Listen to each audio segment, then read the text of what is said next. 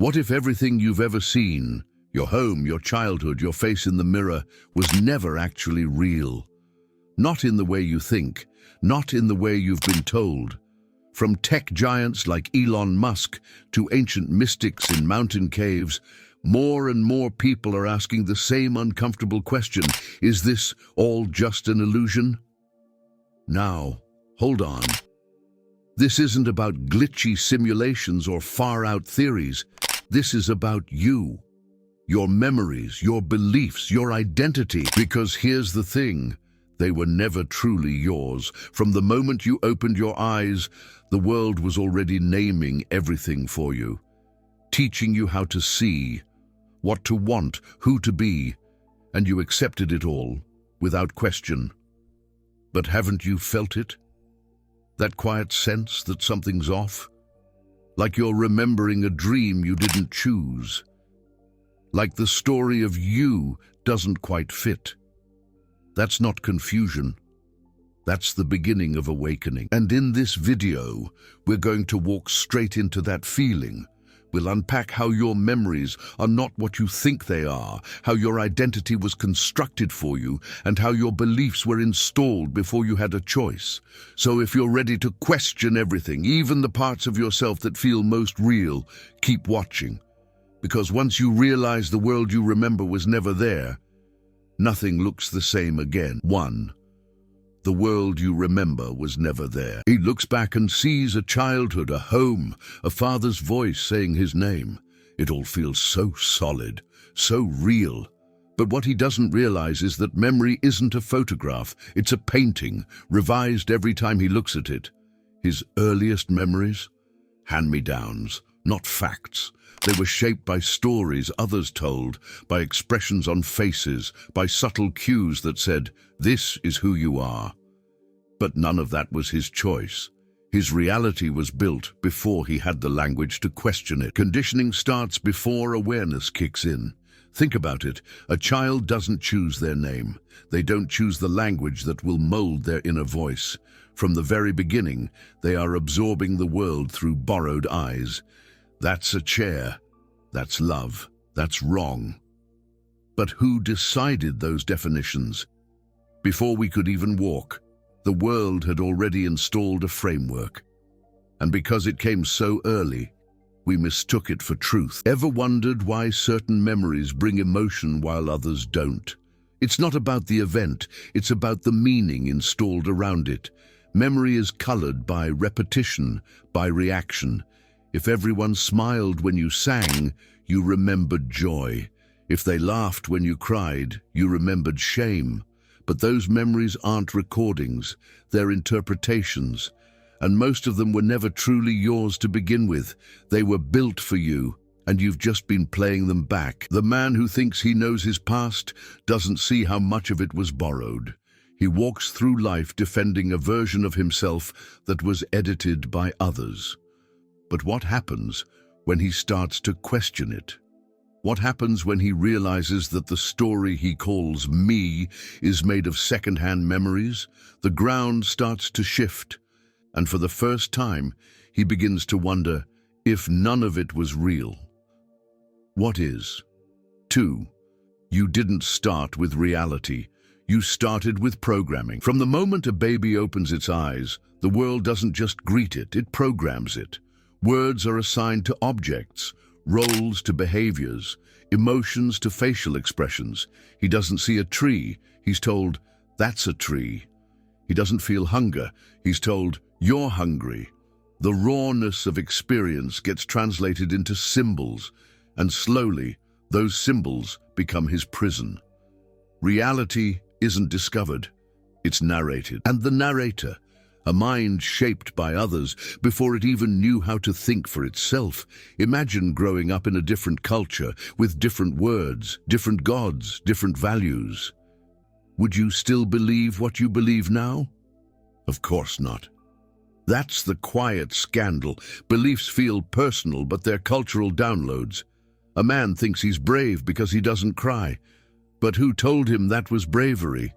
A woman thinks she's weak because she feels deeply. But what if she'd been told the opposite from birth? The mind didn't uncover truth. It absorbed programming and called it personality. It's like installing software without knowing you're a machine. Be polite, don't question, make us proud. These instructions don't arrive with a warning label. They feel like your own voice. But try stepping outside them, try saying no to the script, and suddenly the world pushes back. You're not growing into yourself, you're squeezing into a mold. And every time you obey, the mold gets tighter, until one day you don't know where the programming ends and you begin. If you've ever sat in silence and felt restless, if you've ever avoided stillness like it was dangerous, that's the program resisting, because stillness threatens the illusion. When the noise dies down, something unexpected happens. You begin to notice that most of your thoughts sound like someone else, a parent, a teacher, a preacher. You didn't grow into reality, you grew into a version of it. And the worst part, you thought it was you. But what if it never was? 3. Your eyes have always lied to you. He trusts what he sees. Of course he does. Sight feels immediate, undeniable. But what he doesn't know is that vision is a trick of timing. The brain takes at least 80 milliseconds to process what hits the retina. So he's always a little late, always behind. The world he thinks he's looking at isn't the world. It's a guess, a projection, a delayed rendering, and in that gap between sensation and interpretation, illusion moves in and builds a home. It gets stranger. Two people look at the same scene. One sees beauty, the other danger. Same light, different filters. Why? Because their brains aren't capturing the world, they're painting it, based on memory, conditioning, and emotional residue. He sees someone smile and thinks, threat, because an old bully smiled the same way. She sees the same smile and feels safe. Neither are seeing truth. They're seeing the mind's best prediction, dressed up as reality. Even color, the thing we think is universal, isn't real. Red doesn't exist out there. It's just a wavelength. Your brain assigns it meaning. Dogs don't see it. Babies don't either at first. So what else are we hallucinating and calling truth? What if your deepest fears are just misread shadows? What if your dreams, your goals, your identity are all built on faulty visual input? When he realizes this, he doesn't panic. He laughs, because it means everything can be questioned, even what he sees. And here's the twist. It's not just the eyes. All senses report to the same unreliable narrator, the conditioned mind. What you feel, hear, even touch is filtered. The world doesn't reach you raw. It goes through memory, identity, and programming before you even know it's there. So if you've never actually seen the world directly, then what have you been reacting to all your life? And more importantly, who taught you to trust it without question? 4. Nothing you believe was ever truly yours. He says, "This is just what I believe." But he never stops to ask, where did that belief come from? Beliefs don't form in a vacuum. They're inherited, absorbed, repeated. His views on money, love, power, success, they weren't conclusions, they were downloads. School, media, family, friends, they shaped his inner world before he ever knew he had a choice. And by the time he could choose, the options were already limited by the menu someone else wrote. Think about it. If he'd grown up in a monastery, would he still crave status? If she'd been raised in a tribe with no word for mine, would she still obsess over ownership? Beliefs feel sacred, personal, but most are cultural habits in disguise. Conditioning works best when it feels like freedom. It whispers, "This is who you are," and we never question it. Until one day, something doesn't fit anymore. And for the first time, we wonder if any of it was ever real. Even rebellion is often scripted. People think they're breaking free, but they're just choosing the opposite side of the same coin. A man leaves religion and worships science. A woman rejects society's roles and creates new ones just as rigid. They're still inside the game, still playing with borrowed rules. The belief changes, but the system stays intact, because it was never about what they believed. It was about believing without looking beneath it. You want a belief that's truly yours? Then question the ones that feel most certain. Track them back to their roots. Was it a teacher's voice? A parent's disappointment? A fear you've carried since you were 5? You'll find that most of what you call your truth was planted there by someone else. And when those roots start to loosen, something else stirs beneath the soil, something quieter and much harder to define. 5. Your identity was built by others, and you never noticed. He says, I've always been like this, but has he?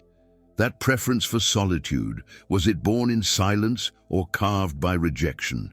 That fear of speaking up, did it come from within or from a teacher who once laughed too loud? What he calls identity is often just a history of reactions, layer upon layer of conditioning stacked until he forgot where he ended and others began. He defends a self that was assembled like furniture, piece by piece, instruction by instruction. From a young age, the labels arrive fast. You're shy, you're smart, you're difficult. And he absorbs them like truth. Soon, he's building a life around them, avoiding risk because he's not that type, chasing praise because he needs to be seen. But what if none of it was natural? What if he's just playing a role that someone else cast him in? A role he didn't audition for, but learned to perform so well, even he believed it. You can see it in adults who say, that's just who I am, as if identity is fixed, as if there's a core self to protect. But look closer, and you'll find those traits were sculpted by culture. A man who grew up being told real men don't cry might become emotionally distant, not by choice, but by survival. A woman taught to be the good girl might shrink herself in every room she enters. These aren't identities. They're masks stitched from childhood fabric. But here's the beauty. What was built can be dismantled. And when you start peeling back the layers, when you stop automatically defending who you are, you begin to notice how little of it was ever chosen. You didn't decide your story. You were born into it. And now, maybe for the first time, you can question who's been holding the pen. 6. The self you defend never existed. He spent his whole life building a character. I'm a leader. I'm a fighter. I'm not the type to quit. But who is he defending? There's no solid self behind the words, just thoughts stacking on top of thoughts, like a movie script written by 100 different writers. One day he's confident, the next he's insecure. One moment he wants to run, the next he wants to fight. The story keeps changing, but he still believes there's a stable me holding it all together. Try this. Sit down and find the you. Not your name, not your memories, not your roles or titles, just you. Where is it? Point to it. You can't, because it's not there. What you find instead is a stream, thoughts, feelings, impulses, memories, and they all claim to be you, but none of them stay. None of them are consistent. The mind builds an identity out of noise, and then that identity starts defending itself, even though there's nothing solid there to protect. He reacts to insults, guards his reputation, avoids failure, not because there's a real self in danger, but because the mind hates uncertainty. So it invents a self and says, protect this. But that self is just a collage, a patchwork of conditioning, memory, and belief. And the strangest part, the more he tries to define it, the more it slips away, like trying to hold water in your hands. The grip creates the illusion of control, but it's empty. Now imagine what happens when he stops gripping, stops defending, stops trying to prove he's someone. A strange calm creeps in, because there's nothing left to fight for. And in that space, where the false self crumbles, something else becomes visible. Not a better version of him, not an improved identity, but something entirely different, something silent and watching. 7. You were born inside the illusion and called it reality. He didn't fall into illusion, he was born inside it. From the very first moment his senses turned on, they lied. Light entered his eyes, but his brain interpreted it. Sound vibrated in his ears, but the mind added meaning. No one told him the truth, that what he sees, hears, and feels is not the world. It's his brain's version of it. So when someone said, "This is real," he believed them. Not because it made sense, but because there was nothing else to compare it to. No one warned him that perception is already a distortion, that by the time he feels something, it's already filtered through memory, identity, and belief. He was taught to trust what appears, to label it, categorize it, and live by it. But what if the foundation itself was faulty? What if he was born into a dream so seamless, so convincing, that even questioning it feels like betrayal? That's the trap. When the illusion comes factory installed, you don't notice the walls. Think of how we tell stories to children. This is good, this is bad, this is who you are, this is the world. But the child never got a chance to look with fresh eyes. Everything was pre-labeled, pre-packaged. He didn't learn reality, he inherited it. And now, decades later, he walks through the same maze, calling it freedom. He questions politics, religion, relationships, but never questions the very lens he's using to see. That lens is the illusion. But cracks start to form. A moment of silence, a strange déjà vu, a sudden sense that none of this feels solid. And in that moment something stirs. Not a new belief, but a subtle unknowing. A realization that the world isn't what he thought it was. Not because it changed, but because he finally paused long enough to see the flicker behind the curtain. And that flicker leads somewhere deeper, somewhere the illusion can't follow. 8. Awakening isn't seeing clearly. It's seeing that you never did. He thought awakening meant clarity, a sudden light, a grand truth. But it's not like that. Real awakening begins with disillusionment, with realizing that every belief, every opinion, every identity you held was built on sand. It's not about seeing the truth. It's about realizing you've never seen clearly. Not once. Your whole life was lived behind a fogged-up window, and now, for the first time, you're noticing the fog, not the view. This is where most people turn back, because it's uncomfortable. Seeing that you were wrong, not once but always, hurts the ego. It cuts deep. The pride in your past decisions, the confidence in your opinions, the story of you that you've clung to for years. It all starts to dissolve, and you realize you weren't navigating life. You were sleepwalking through it, programmed, projected, reacting to a world your mind constructed, not one that ever really existed. But something strange happens in this emptiness, a stillness. Without the need to define, explain, or defend, there's a deep relief. Like taking off a heavy mask you didn't know you were wearing. You stop asking, "Who am I?" and instead start observing what is. Not with judgment, not with labels, but with presence.